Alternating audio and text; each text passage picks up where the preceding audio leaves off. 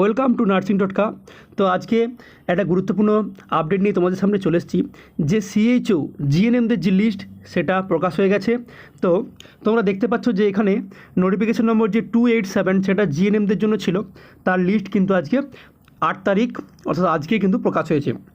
তো এখানে তোমাদের যে যারা সিলেক্টেড ক্যান্ডিডেট তাদের জন্য যে আন্ডারগোয়িং যে 4th মান্থ যে সিপিসিএইচ ট্রেনিং, তো ট্রেনিং শিডিউলের পর তোমাদের কিন্তু কমিউনিটি হেলথ অফিসার পদে তোমাদের নিয়োগ করা হবে। তো প্রথমে যে 4 মাসের ট্রেনিং হবে, তো তার জন্য কিছু যে রুলস অ্যান্ড রেগুলেশন সেগুলো আমি তোমাদেরকে ভালোভাবে ক্লিয়ার করে দেবো। তো লিস্টে যাদের যাদের নাম আছে, তো আমি তোমাদেরকে এই পিডিএফটা ডেসক্রিপশন বক্সে দিয়ে দেবো, তোমরা এখান থেকে ডাউনলোড করে দেখে নিতে পারো। তো টোটাল আমি তোমাদের প্রথমেই বলে দিই যে টোটাল কিন্তু 1483 জনের মতন সিলেক্টেড ক্যান্ডিডেট, 1500 ভ্যাকেন্সি ছিল।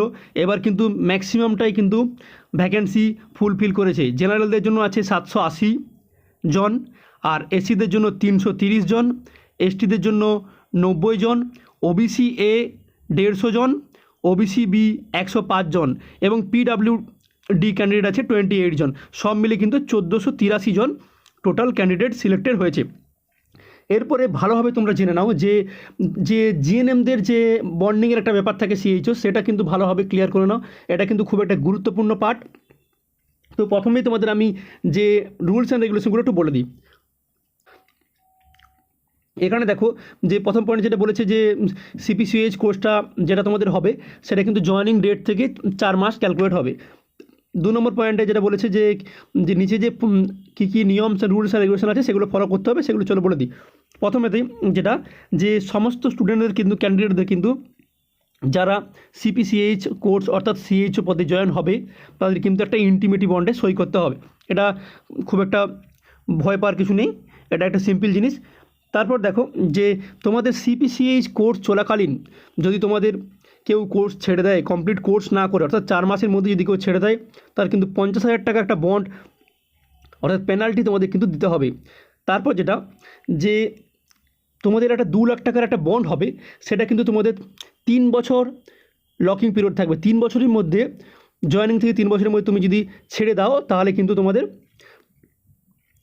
এই 2 লাখ টাকার বন্ডটা তোমাদের কিন্তু দিতে হবে, ঠিক আছে। তারপর দেখো একটা পয়েন্ট, এটা সবচেয়ে গুরুত্বপূর্ণ পয়েন্ট বলেছে যে যদি কেউ ওয়েস্ট বেঙ্গল গভর্নমেন্টের চাকরি পেয়ে এই সিএইচও জবটা ছাড়ো, মানে গভর্নমেন্ট অফ ওয়েস্ট বেঙ্গলের চাকরি পেয়ে যদি সিএইচও জবটা ছাড়ো, অর্থাৎ তার প্রপার ডকুমেন্ট দেখিয়ে যে তুমি ছাড়ো যে আমি গভর্নমেন্ট অফ ওয়েস্ট বেঙ্গলের অন্য কোনো ডিপার্টমেন্টে চান্স পেয়েছি, তাহলে কিন্তু তোমাকে এই 2 লাখ টাকার বন্ডটা দিতে হবে না, এটা কিন্তু ক্লিয়ারলি বলে দিয়েছে।